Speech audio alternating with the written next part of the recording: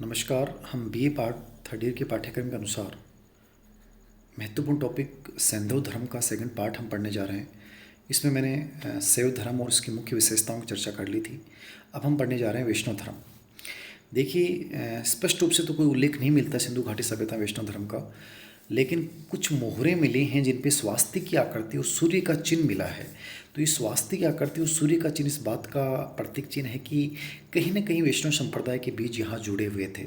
अतः वैष्णव संप्रदाय अस्तित्व में नहीं है, फिर भी शाक्य संप्रदाय, शाक्य मतलब देवी देवताएं जो अपने देवी पूजा, वर्तमान नवरात्र चल रहे हैं और देवी पूजा हम करते हैं, तो देवी पूजा के यहाँ साक्ष्य मिले हैं क्योंकि व्यापक रूप से यहाँ देवी की उपासना के चिन्ह प्राप्त होते हैं।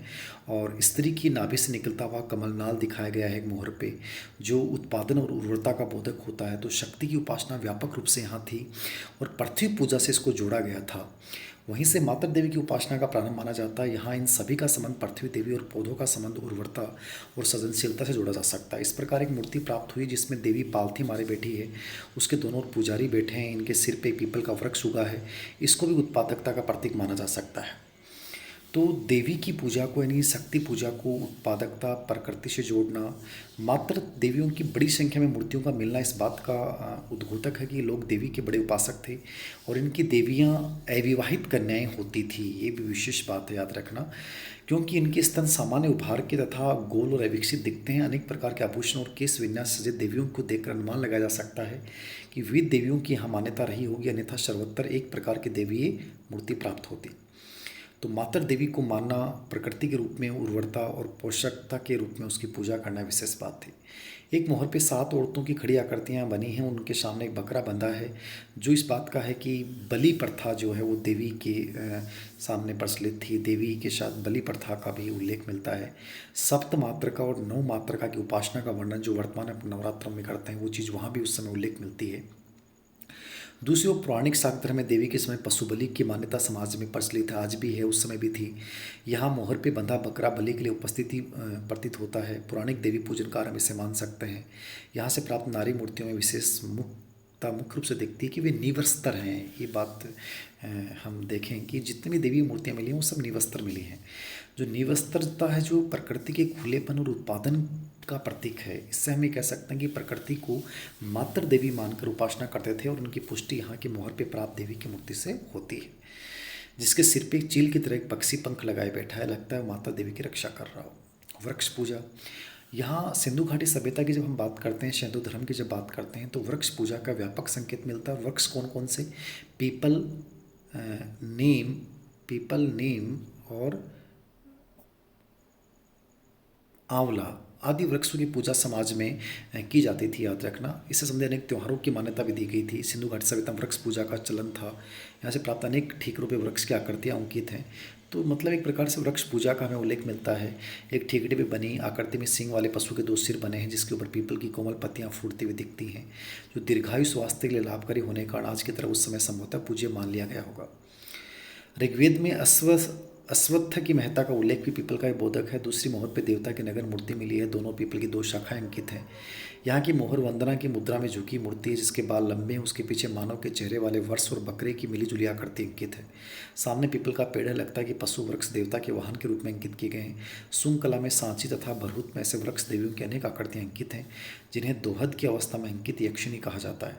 इन भिन्नताओं के आधार पर डॉक्टर मुखर्जी के अनुसार यहाँ 2 प्रकार की वृक्ष पूजा प्रचलित थी। एक तो वृक्ष की पूजा जैसे पीपल वगैरह, और दूसरी अधिदेवता की पूजा, पशु पूजा।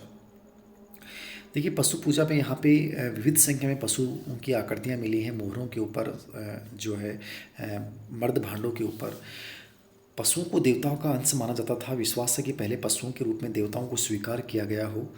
इनके पीछे इनका मानवीय रूप अंगीकार किया गया। इनकी देवी प्रत्येक पुरातन सभ्यता में पशु पूजा का चलन मिलता है। इसका प्रमाण है कि प्राय देवता के साथ एक वाहन का जुड़ा होना आज भी स्वीकार किया जाता है, और उस समय भी था। दूसरी सभ्यता में देखते हैं कि हम मनुष्य के रूप में निर्मित देवताओं के सिर पे सिंह धारण करने की कल्पना यहाँ की गई है। सिंह को शक्ति का प्रतीक माना गया है। गेंडा, बेल, हाथी, भैंस, कुत्ता आदि इनके चित्रण की मोहर पे मिलते हैं। बेल की पूजा विशेष रूप से यहाँ होती होगी क्योंकि इसके विविध प्रकारों का अंकर यहाँ के मोहर पे बहुतायत में दिखता है, जैसे एक सिंह, कुब्बड़दारी, लंबी, लटकी, लोटदार। लगता है शिव के साथ बेल का संबंध इसी सभ्यता से शुरू हुआ, क्योंकि यहाँ इन दोनों की 7 आकृतियाँ मोहर पे बहुलता से मिलती हैं।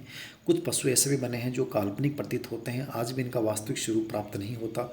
इनमें हम ऐसे पशुओं को ले सकते हैं जिनकी रचना विभिन्न पशुओं के अंगों के योग से की गई है, अन्यथा ये मानव और पशु की मिलीजुली मूर्ति हों। एक ठीकरे पे मानव सिर से युक्त बकरी क्या करती है, एक पर ऐसा पशु जिसका सिर गेंडे की पीठ का, किसी दूसरे पशु की पूंछ किसी अन्य पशु की है। कुछ पशुओं की ऐसी आकृति यहाँ बनी है जिनके सामने नाद बना है और उनमें से कुछ खाते हुए दिखते हैं। कितने पशुओं की खोपड़ी धूपदानी की तरह कटोरनुमा बनी है। इसमें संभवतः पूजा के समय धूप जलाया जाता होगा, क्योंकि उनके किनारों पे धुएं के चिन्ह पड़े हैं। लगता है कि पशु पूजन में धूप जलाने की परंपरा थी। तो विभिन्न पशुओं को देवताओं का प्रतीक माना और आज भी ये माना जाता है। तो वर्षभ, गेंडा, ठीक है, नाग पूजा भी इस समय की जाती थी। तो ये मिले हैं जैन धर्म। यहाँ जैन धर्म की कुछ साक्ष्य मिलते हैं। देखिए, एक अनुमान है, जैसे वर्षभ यहाँ मिला है, वर्षभ का बेल है, और चूंकि जैन धर्म के जो प्रथम तीर्थंकर ऋषभनाथ, वर्षभनाथ, उनका चिन्ह भी बेल है, तो संभवतः ये उससे जोड़ दिया गया है इसको। एक नंगी कबंध मूर्ति जो ग्रेनाइट पत्थर की बनी है, उससे कुछ विद्वान जैन धर्म से संबंधित मूर्ति मानते हैं, क्योंकि नगन मूर्ति की तरह है, क्योंकि दिगंबर समुदाय के जो जैन भिक्षु थे वो नगन रहते थे। तीसरी, यहाँ की मूर्ति को मार्शल ने कायोत्सर्ग नामक योगासन में खड़ा बताया। तो जो कायोत्सर्ग नामक योगासन मुद्रा है वो भी जैन धर्म से संबंधित, इसको जोड़ा गया है। मान्यता और विश्वास, स्वच्छता के पुजारी थे। बड़े बड़े विशाल स्नानागार होना, हर घर में स्नानघर होना, सामूहिक स्नान की परंपरा का होना, ये सब चीज़ को व्यक्त करता है कि ये स्वच्छता, पवित्रता के बहुत प्रतीक मानते थे। मृतक संस्कार में यहाँ कंप्लीटली स्वाधान की परंपरा थी, आंशिक स्वाधान की परंपरा भी थी। तो मरने के बाद इस शरीर की क्रिया करते थे, उसे गाड़ते जलाते थे। जलाने के बाद बची हुई हड्डियों को एकत्रित कर किसी बर्तन में रखकर उसे प्रवाहित कर देते थे।